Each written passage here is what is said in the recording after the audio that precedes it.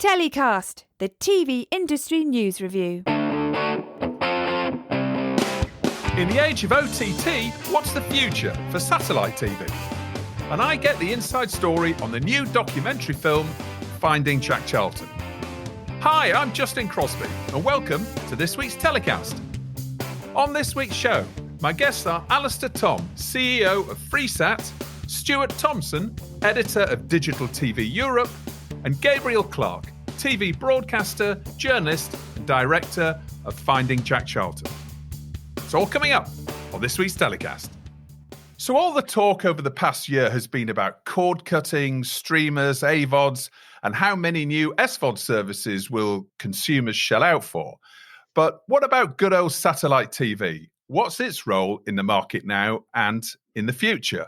Well, here to discuss that and much more, I'm joined by CEO of Freesat, Alastair Thom, and Stuart Thomson, editor of Digital TV Europe. Welcome to the show, guys.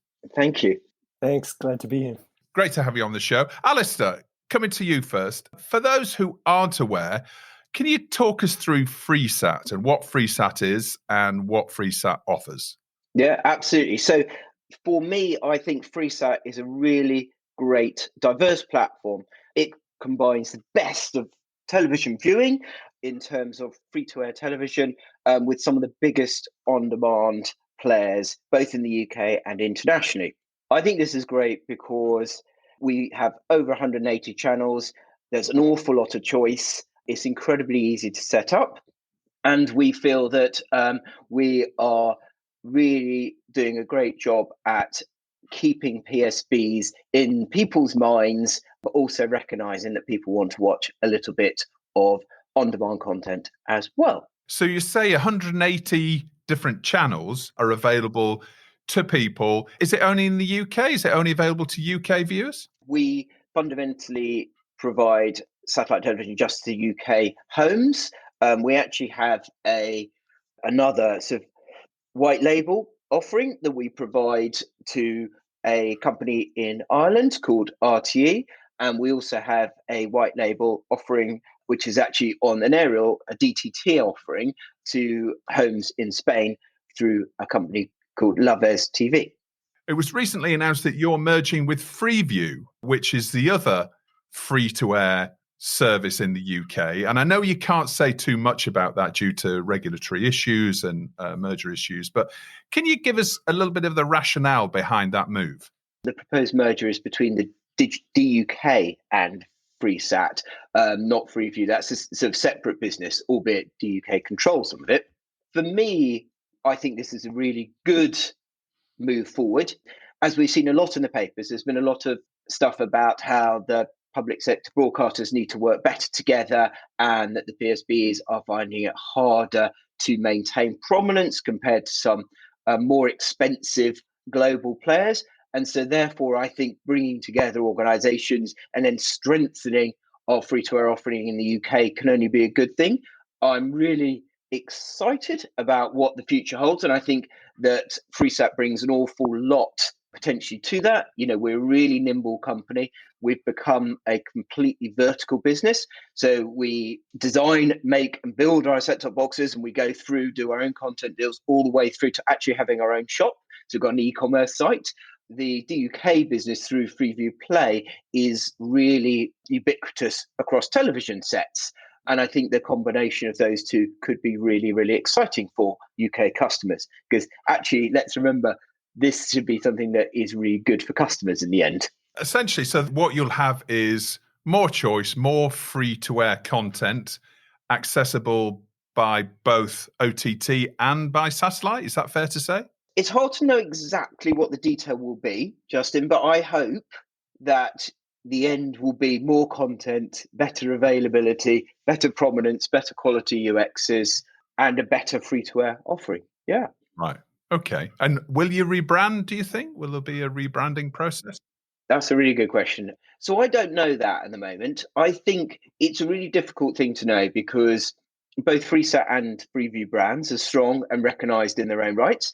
Branding is really important to the target audience or the target market you're going to.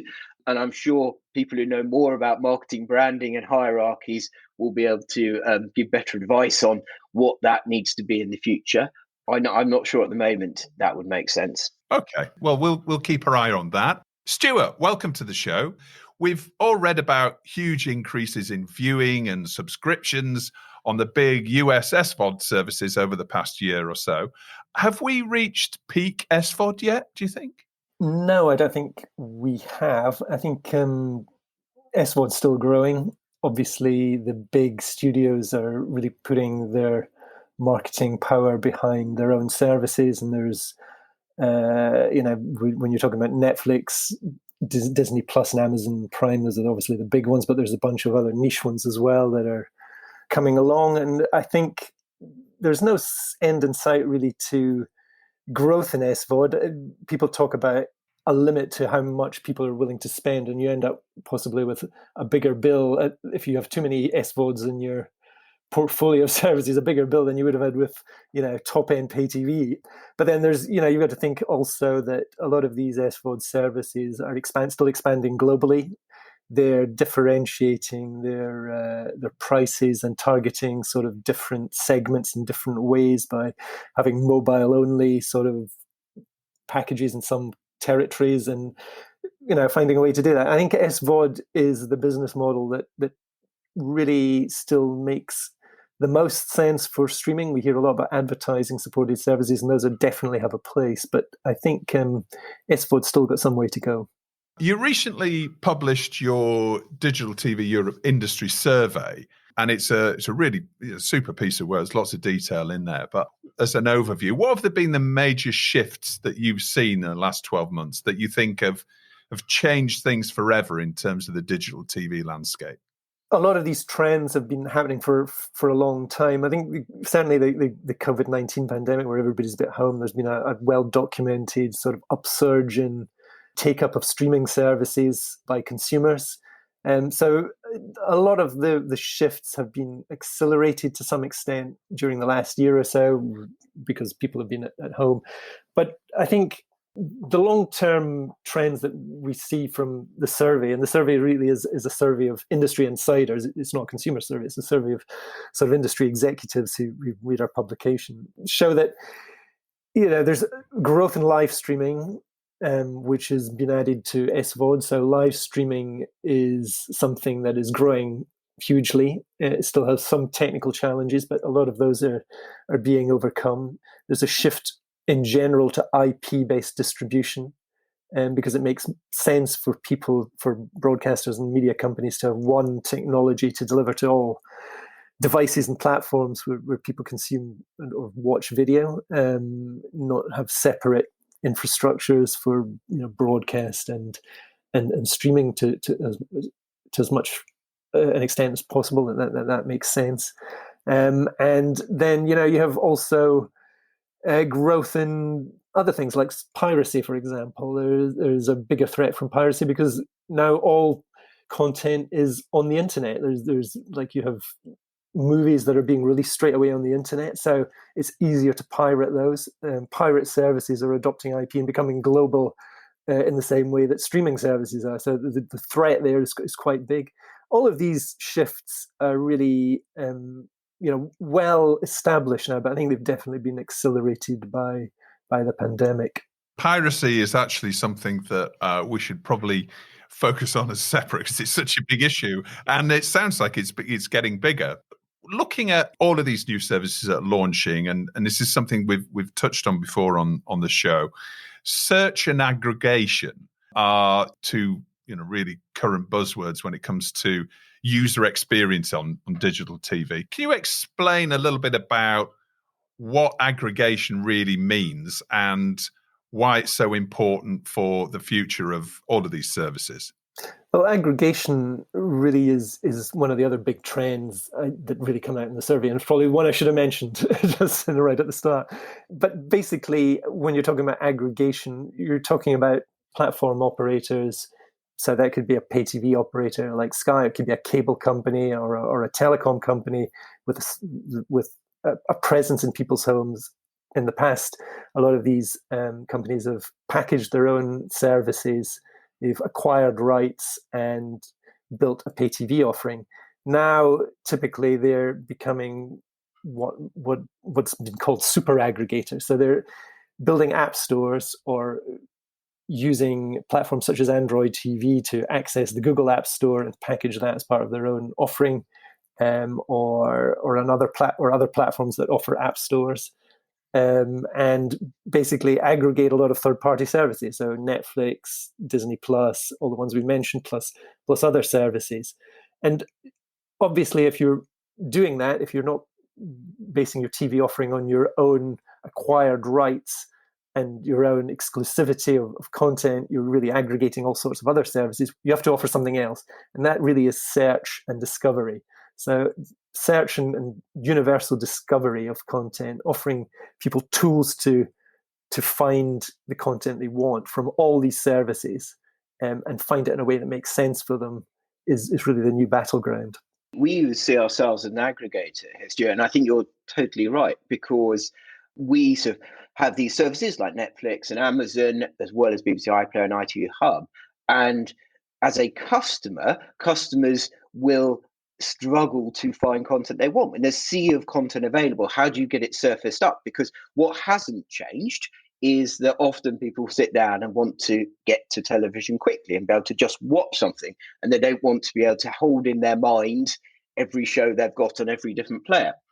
And I think that's where platforms like us and aggregators can really add value to people, because you can have a home screen where you promote those things, and using viewing data like we do, we actually can get to know our customers well and actually promote stuff that is relevant to them. And so I think there's an area there which is good for customers. So in a sea of choice, you actually find things that are more relevant to you. You can access Netflix through Freesat, is that right? Yep, you can access Netflix, Amazon Prime, YouTube, iPlayer, ITV Hub. Right, okay. Do those businesses like Netflix, do they pay you to be on your platform? I'm not sure it's totally appropriate for me, Justin, to be totally transparent about the commercial models we have with those providers. But there is a relationship where we're providing value to them. So we're bringing eyeballs, and we are ensuring that people view their stuff, and they do value that, yes.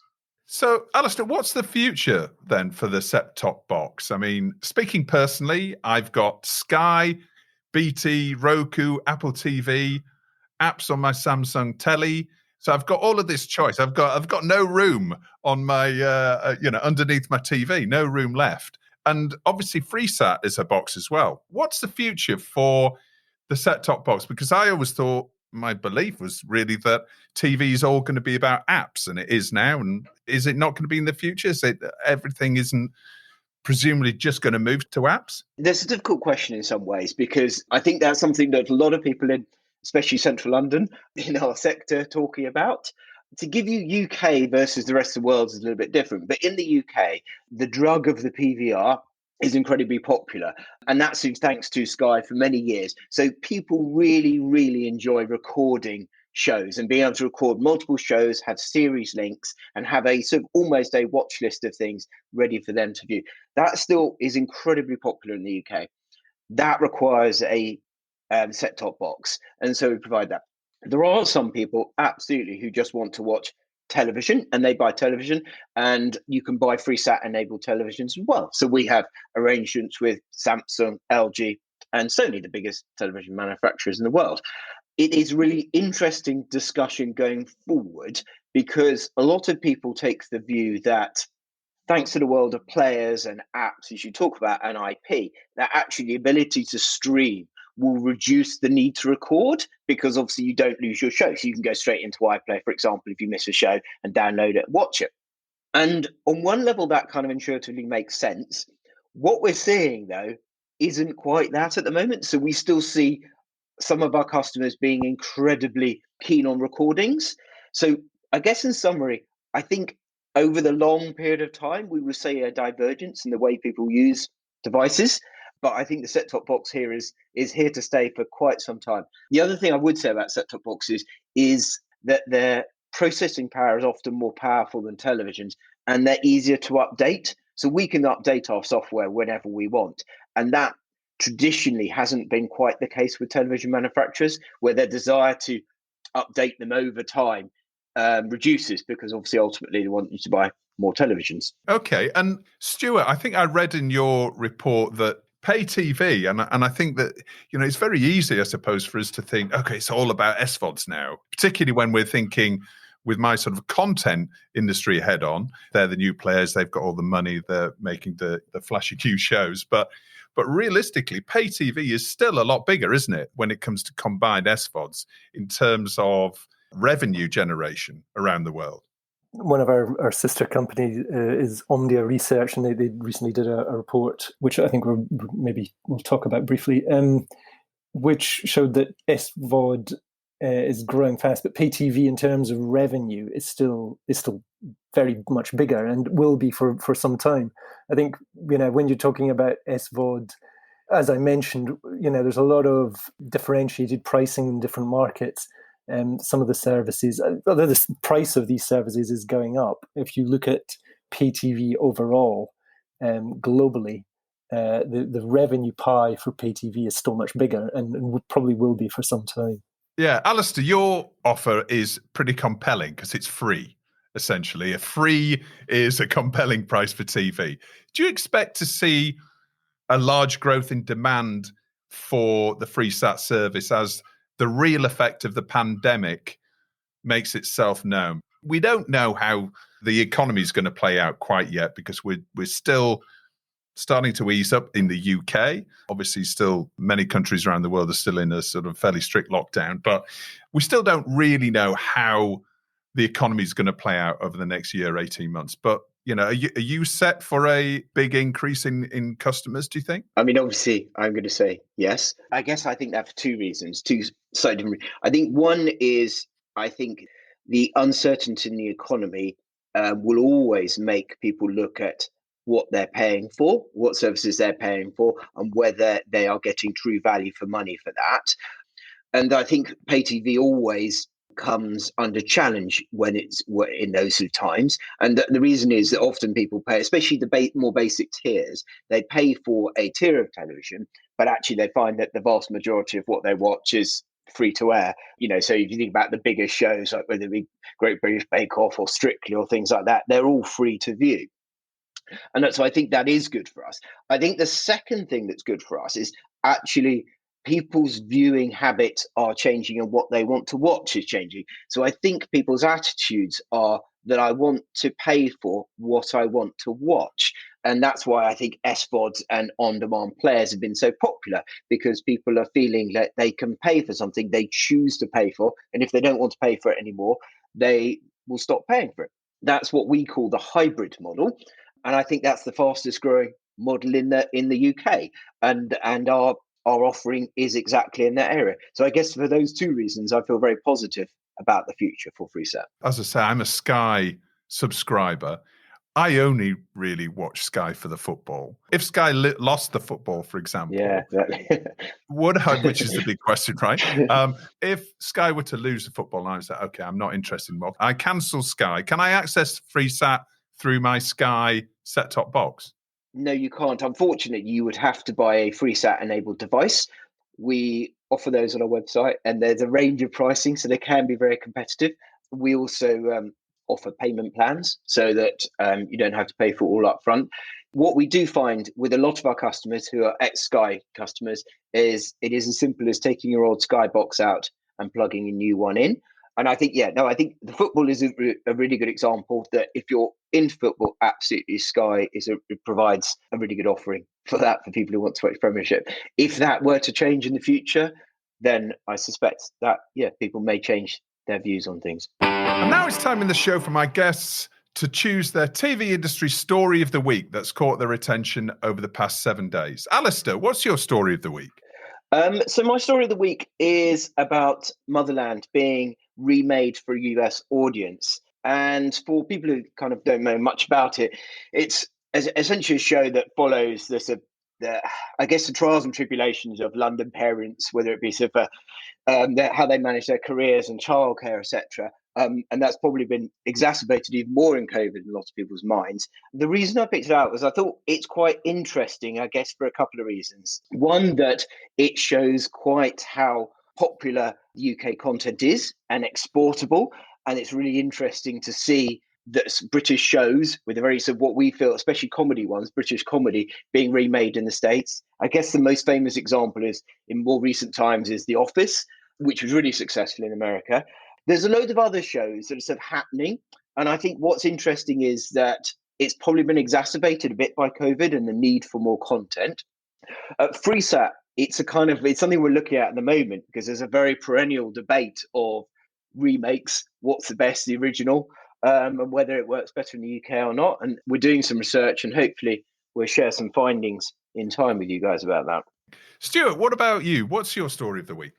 My story, I think we touched on this actually a little bit earlier, and I'm going to be a bit sort of straight and data-led on my story because it was a story we wrote based on Omdia's research. Omdia is our sister brand, which is a research house, which touches on what we've just been talking about, which is streaming was going to account for all subscriber growth globally over the next 5 years. But pay TV will still dominate revenue. But I think the key takeaway from that story is that there's going to be about 500 million additional streaming subs added to the existing stock of them over the next 5 years up to 2025, and all the growth really in pay video is going to come from that, even though pay TV is still going to dominate revenue. And I think it's quite an interesting report that they put together, because one of the other findings was also that the three big streamers, Disney Plus, Amazon Prime, and of course Netflix, are still going to be dominant players. They're going to account for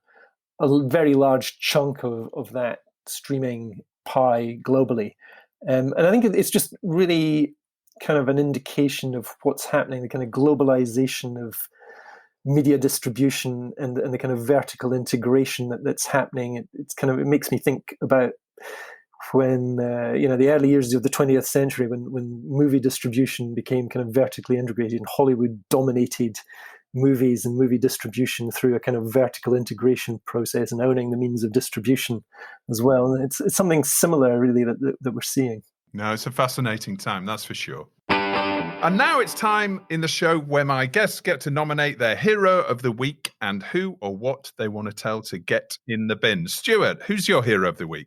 Well, I was thinking about this and I decided I would choose DAZN, the sports streaming service. They recently did an exclusive deal on Serie A, was their the sort of most recent news story. I think it's just they've come from an underdog status and really made waves in sports and sports rights.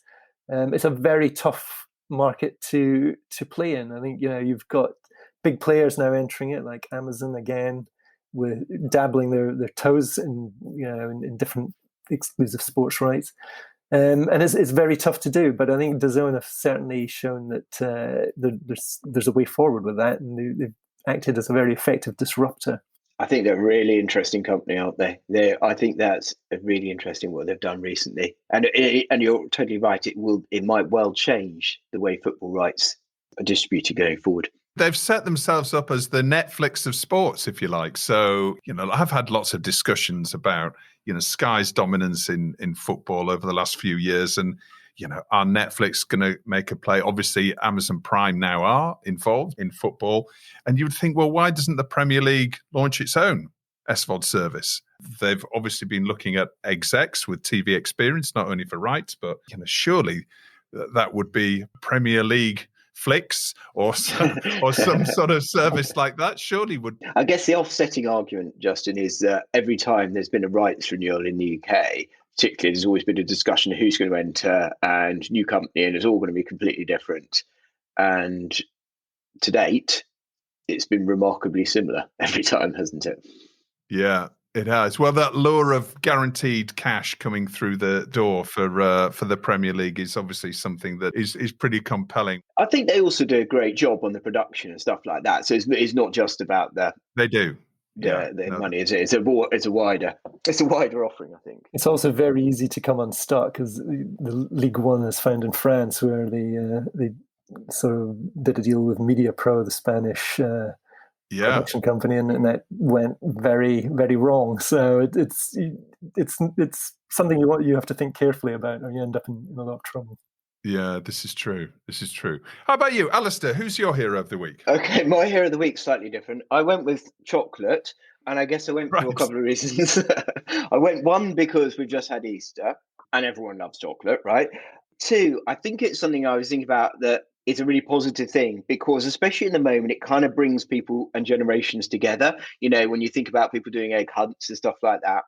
And at the moment, it's also quite a good way to remember to say thanks to people, and by giving them chocolates, or to remind you about your relatives. So I think for me, that's why it's my hero of the week, albeit probably not totally TV focused. Yeah. Okay. All right. And what about get in the bin? Who or what are you throwing in the bin, Alastair? I thought I'd throw in the bin poor Wi-Fi. It's the bane of my life. In the world where I now live through a screen and have infinite amounts of meetings every day, quite often I have my children at home as well, also doing online schooling and everything else. It has been a massive impediment. It's a massive source of frustration. Yeah, absolutely. When your screen freezes and, you know, you're pulling a face and you're there for like 5 minutes in limbo when everybody else is saying, oh, look, you know, so-and-so's frozen. In an uncomplimentary way. Exactly. How about you, Stuart? Who or what are you telling to get in the bin? I'm going to go a little bit political, Justin. I'm going to throw Brexit in the bin. I think it seems to be the gift that keeps on giving for bad stuff. I think we've seen it recently in Northern Ireland this week, just the upsurge of violence that's related to that. But I think also it's just been a bit of a total disaster for the UK broadcasting industry, which really was, you know, the centre of European international broadcasting, and that's kind of been severely damaged by it. Yeah, well, I'm sure we'll have our focus a little bit more back on Brexit once we get to the summer. Sadly, we'll be talking about Brexit again probably once COVID is hopefully behind us. Listen, thank you so much, Alastair and Stuart, for coming on the show. Really enjoyed having you on the show. We could talk about so many different things about pay TV and Freesat and satellite TV as a whole. But Alastair, good luck with your merger. I hope that goes very well for you, and be looking forward to seeing how Freesat develops over the next few weeks. And Stuart, you too with Digital TV Europe. Thanks a lot. Thank you very much for having us. My next guest on the show is broadcaster, journalist and documentary film director Gabriel Clarke. Gabriel has been behind some of the best sports documentary films produced in the past few years, including The Edge, which I reckon is the best cricket film ever, and Bobby Robson, More Than a Manager. Before I chat with Gabriel, here's a clip from his new documentary film, Finding Jack Charlton. Ireland was engulfed in war and conflict. Nobody would have given you odds that we'd have an Englishman manage the team. Our way of playing is completely new. If you didn't like it, tough luck. My brother Jack was an uncompromising character. Jack said, if you don't get off the bus today, you'll never play for this country again. This is a time when it gives you the opportunity now, not only to go. Come on. You could feel the spirit of the camp. What would it mean to lead Ireland to the World Cup finals? You're talking about financially. It was an extraordinary adventure. My bag of nerves here. I'm going to win the World Cup! Another magnificent chapter in Jack Charlton's career. Welcome to the show, Gabriel. Hi, Justin. Nice to talk to you. First of all, congratulations on Finding Jack Charlton. It's a superb documentary, and I think, like many of the other films you've been involved in, goes way beyond the sport and reveals something deeper about your subject as a person. Is that something that you always strive to do? Yes, thank you very much for that. And to answer your question, yes, most definitely is. I think it's one of the first rules, I think, of documentary making is to discover something new about your subject, or at least to bring something new to the telling of the story that's not been done before. Because often with these stories, the subject will have been investigated before, or had books written about him or her or the subject concerned. So absolutely, I think you always want to endeavour, whether it's new pictures, new archive, new interviews, new information, new evidence, try and bring that to the story and uncover something. And of course, it can also just be in the way that you tell it or in the way in which your subject comes across, I think, or a particular angle towards that subject story, which has not been done before. In the case of Bobby Robson, the spine to the story was Barcelona and this incredible story of his year there, which had never been told before. So it's one of the sort of first pillars that I look for when trying to discover what subject is really worth investing your time in. Finding Jack Charlton just went out on the BBC in the UK last week. What's been the reaction to it? It's been wonderful. It's been absolutely wonderful. And of all the documentaries that we've done, it's certainly gained the most incredible response of all. I think it's the emotional power of the film. It certainly has struck people. And we always felt that it had a level of emotional power that we've not really worked with before. But it's also struck people in a way, I think, that is authentic and genuine. And in relation to the subject of dementia, that was very important, that you feel that you've done that particular storyline justice, but also editorially you've done it in the correct way, in a way which...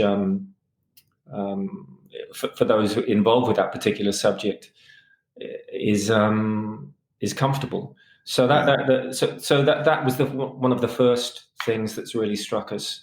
The response, I think, across many levels in the world of football, but in the world of non-football, non-sports people, fans, just in terms of the story and not having to have necessarily a connection before the film to Jack Charlton. That particular audience as well have loved the film, and of course that's another ambition that you try to have, is with your film to break out beyond its immediate audience. I always felt that this story had that. We were hoping to have a big cinema release in November. Of course, that didn't happen. We had a big cinema release planned in Ireland and parts of the UK. It didn't happen. So in a way, even though we had a really good premiere period across the platforms in November, the television premieres, both in Ireland and then in the UK across the BBC at prime time, have really felt like the launch pad in many ways for the film. And so hence the response that we've had, which has been unprecedented. So tell us about how the film originally came about. Have you been wanting to make a film about Jack Charlton for a while? I hadn't had Jack necessarily at the top of my list, and I was doing other projects. It would have been in the summer of 2018, so after the Football World Cup, and we'd finished making the Bobby Robson film, and I had a couple of other projects like The Edge that we were involved with.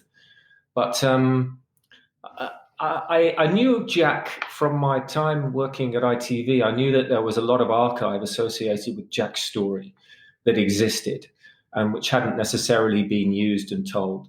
I didn't feel that Jack's story from a UK perspective, what he did with Ireland, an Englishman going to Ireland in the mid-80s at the peak of the Troubles, and his impact there had really been told from a UK perspective. And I talked to Andy Townsend, who I knew from ITV, about whether he shared that feeling. He did. We thought, well, let's have a chat with Jack and Jack's son, John, who Andy knew from the time in the international team. And we went up, it would have been sort of August, September 2018, and we met at John's pub, and Jack came along, and it was clear at that point that Jack wouldn't be doing interviews himself because he was living with dementia. And it wasn't immediate to me that we will now do a film about a former footballer living with dementia, but clearly that storyline would have to be told if we were going to do the film.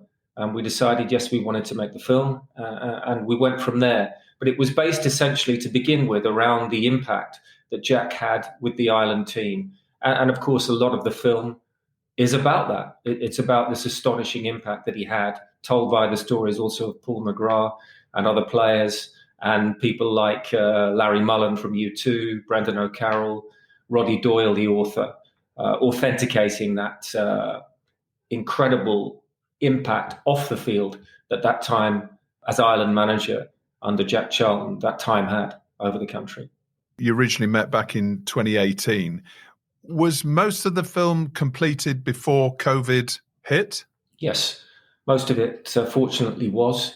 We did some pickups in June 2020, just before Jack died.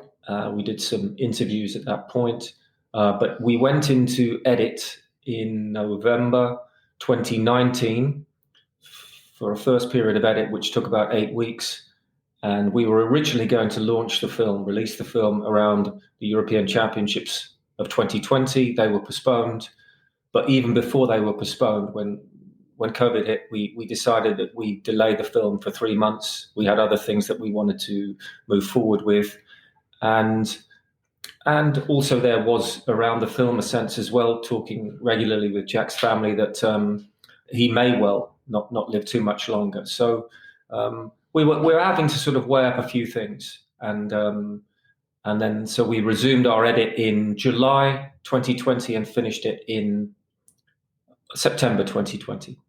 You mentioned dementia aspect of the story, and there's also Jack's fractured relationship with his brother Bobby as well, which I wasn't really aware of. How do you go around telling this side of Jack's story sensitively? Because, you know, those two issues are very sensitive, obviously. Well, a lot of it is based around your research, so around what you find from the past. And obviously it was very important that with Jack not being able to communicate directly, that we got as much archive of Jack across various interviews that he'd done. And Jack did so many interviews, was involved in so many different types of television, was wonderful at it, and very outspoken and very honest.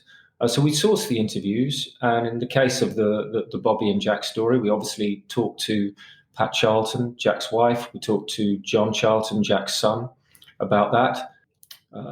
They were obviously willing to talk about that subject and to put it in context, really. And you go from that base. From someone who'd followed the story a little bit more closely, it was always clear that they were very different men. They were very different as characters. Their lives obviously were intertwined through football, but they weren't necessarily, they shared the same blood, but they were very different characters. And I think the film just follows that thread, really, through to the end, through to when Jack died, because obviously we wanted to try and speak with Sir Bobby as well. And we approached his wife, Norma, and Lady Norma made it clear to us that Sir Bobby wouldn't be able to speak because he himself is now living with dementia. And that news hadn't been publicly broken, so the film was the first to announce that news. But there were lots of very sensitive areas in their relationship, but also I think it's Pat Charlton who says in the film that not all families are close. You know, many families do grow apart. And that was the case with Bobby and Jack in various parts of their lives, although in other parts of their lives they were very close. In the film, in one of Jack's quotes, he says that he had to look after Bobby when they were kids and he didn't really enjoy it. That was something that obviously, as you say, the thread ran all the way through their lives when they were in the World Cup winning team together. Obviously, Bobby playing for Manchester United and Jack for Leeds, big rivals, Yorkshire, Lancashire. I mean, there was so many sides of that story of them being on opposing sides, but being brothers was fascinating to me. Yes, and you know, there's a sort of biblical sense to it. I think there's a you know, it's an eternal theme. It cuts across so many families, that sort of thing, and I think people can identify with it. I think it was key for us, though, in the film, and certainly key for me, that as much as we needed to reflect elements of that story, that it wouldn't be a Bobby Charlton documentary or a Bobby and Jack documentary. We had to reflect that part of their life, Jack's life, because elements of it defined his life. But I think hopefully with this film puts across just how much more Jack Charlton was and how much more, especially with Ireland, he achieved. I think as a figure in his own right, because he was overshadowed during his playing career by his brother and accepted and always defended anyone who criticised his brother. He would defend his brother to the hilt and his brother's talent. But his actual achievement, I think, as a manager and player was huge in its own right. Obviously, we discussed things like knighthoods at the end of the film as well. I really hope that this film, in that sense, has enabled Jack Charlton's own legacy to be seen for the huge achievement that it is. Yeah. And you say that the impact that he had on a whole, not only one nation, but two, actually. And making films is obviously a commercial business as well as an art form. And Jack's such a legend in Ireland, but perhaps they didn't want to watch too much in the film about his World Cup triumph with England in 1966. And so how do you balance the storytelling so it also appeals to as wide an audience as possible? And particularly in this case, as you said, Jack took over as manager of the Irish team at a time that the Troubles were really at their height. You know, to have an Englishman managing the national team was quite a big deal. How do you put a film together that tells a story for English fans, but also for Irish fans as well? Well, I think that's been one of the key things about the feedback to the film, is that it had a huge impact in Ireland. They've had documentaries based around Jack before, but essentially football based. Obviously, the living with dementia aspect, the storyline with Paul McGrath, the storyline with Bobby, those were other threads that we added to it. But one of the things that most pleased me is that obviously this was a production that we did in association with Virgin Media in Ireland and with the BBC in the UK. Now, obviously, both of them, as you say, would want their own commercial audiences, given a sort of content. But I made it clear in the treatment that the Irish story was going to be at the heart of this, and this idea of an Englishman going to Ireland, which hadn't really been told from a UK perspective.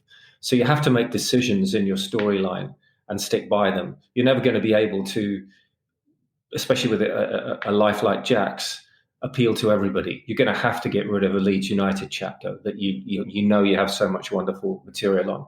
You're not going to be able to do the England World Cup story necessarily full justice because it's a documentary about Jack Charlton, Ireland, and many other themes that aren't necessarily football related. So you have to make those decisions.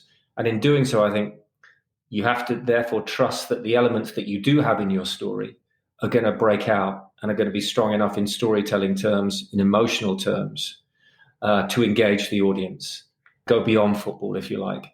And so I think that hopefully the reaction to the film has told you that we were able to succeed in this case because of the power of the story overall. Even if it was Ireland skewed, it was a very human story at heart, and a story of success against the odds, a story of being your own man, a story of this incredible figure who comes from the outside to transform a nation, which essentially he should be an alien to.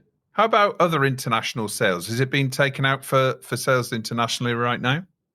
Yeah, we have our own. Noah Media Group is the company that I'm a director of, with my colleagues Barry Smith, John McKenna, Torquil Jones. We set the company up 5 years ago. We've gone from 4 co-founders to 30 people. And you mentioned The Edge, Bobby Robson, More Than a Manager. We've had television series that have gone out on ITV and Channel 4, and now have 2 feature documentaries in production, 3 television documentaries in production. And we also have, to answer your question, an international sales department to ensure that we can get our films around the world to the right sort of audience. So yeah, that's happening as we speak. There's obviously been a window for Jack on the platforms, Amazon, Apple, Sky. It'll also be taken up once this option is finished with the BBC and Virgin. It'll be going onto one of the platforms as well for a second window. Coming back to Jack, I mean, what I found was it was remarkable how he assembled this squad of players, this band of outcasts almost, and brought them together to play for the Irish team. What did you learn about him as a man manager and his ability to motivate and stimulate this very varied bunch of characters? I learnt something that he wrote in the notes that we managed to get from the family, which I think sums it all up, which is be a dictator, but be a nice one, which is in the film. Jack wrote these notes, which we were able to use and uncover, which obviously as a documentary maker is manna from heaven. And it put into sharp perspective just what a sharp mind he had in relation to man management. It was his greatest strength. I think he talked to the players about that. He had his own very clear tactical ideas about how the game should be played and what would make this band of mavericks successful. But at the heart of his man management was this ultimate and absolutely true belief in his own way of doing things, and to get the players on side, have a good time, have a laugh, but also be serious when we work, was essentially the basis of that. So we do it my way, guys. You follow me, we'll have a great time, we'll be successful. If you don't want to do it my way, then you're not for me. Simple as that. And I think it boils down to that very simple quality of charisma and unfailing belief and straightforward philosophy that is at the heart of so many great leaders, not just managers, but leaders. I learned a lot about his leadership skills, to answer your question, how much he'd thought about leadership. It wasn't off the cuff. He'd thought about it. He'd written it down. He had his pillars and principles and was able to boil them down into simple phrases that encapsulated really strong and clever, intelligent skills. How much do you think Don Revie influenced his management style? Greatly. I mean, there's a note in the film that touches on that, where he referred to Revie in his notes. Revie, in many ways, was ahead of his time with the Leeds United team.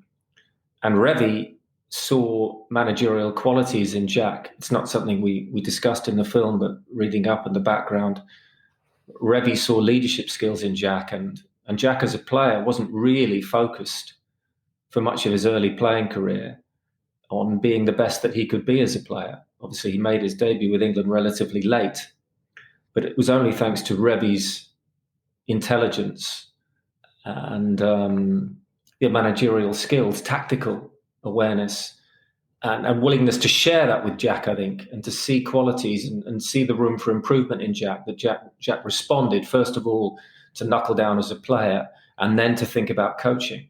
And by the age of 26, 27, Jack was on FA courses in the afternoon in Leeds or travelling around the Yorkshire area, coaching, doing his own coaching clinics and earning some money on the side and developing as a coach. And a lot of that was down to Revie's encouragement. I didn't know that. But what I do know is obviously he made 762 appearances for Leeds, one club player. There's, very, very few. We'll never see players like that again in terms of the, dedication and impact on one club, I think, for the whole career.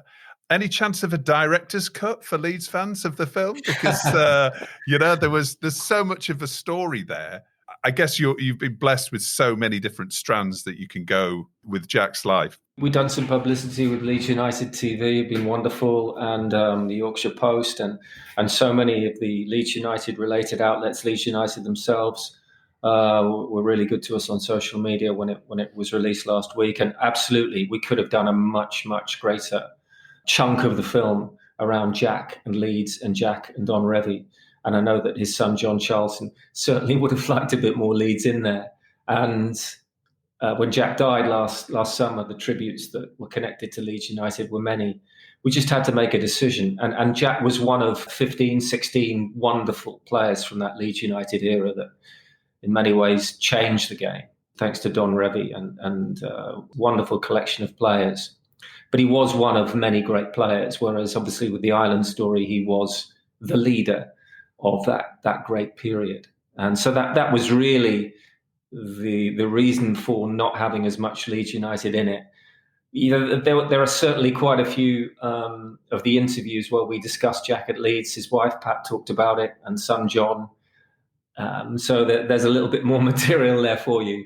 And maybe we'll stick some out on the Finding Jack social media feeds in the weeks and months to come, because, as I say, the response from Leeds United supporters has been wonderful, and I'm so pleased that they're proud of Jack and engaged in the story as well, because it isn't simply just about Ireland; it's about this incredible legacy. As you say, I mean, he really was a leader in that sense. For one man as a footballer to go and really lift the hearts of a whole nation. Some of the comments from Larry Mullen and some of the other contributors of the film just really, underlined that for me. And actually, it was a really pivotal moment, wasn't it? It was the beginning almost of an Irish national resurgence as well. So it all sort of interlinked and was, was really, showed what an inspirational guy he was and what an impact he had. Yeah, I mean, Jack arrived in Ireland as a winner. He'd won the World Cup. He'd won things with Leeds United. He was a household name even in Ireland. He was an Englishman they all knew, and his attitude very much was, I think, that Ireland had an inferiority complex. Its footballers had an inferiority complex, which maybe symbolised elements of the national consciousness, and so the football team was able to be successful, to transform a nation's sense of self-esteem. And it's obviously indirect to the political change that then happened. It's indirect to some of the economic change that then happened. But there are links there. And these were authenticated by the cast that you talk about there, by Roddy Doyle, by Bertie Ahern, by those that were around at the time. The football team and Jack's leadership was pivotal to a transformation in the national mood. Sports documentaries are really becoming much more sophisticated and multi-layered, and I think I'm probably talking about your documentaries as opposed to them as a whole. But what are the other subjects that you want to tackle in the future? There's a lot that you can't give away because you don't want anybody else to tell those stories, but are there more sports subjects that you want to document going forward? There always are, yes. And we get quite a lot of people now contacting us with ideas, Noah Media Group, and that's wonderful.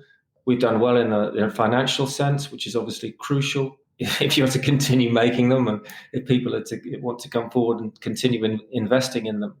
I think for me personally, the content has to be, to a degree, areas which you're able, as I say, go back to where we started, where you're able to bring something new to the subject.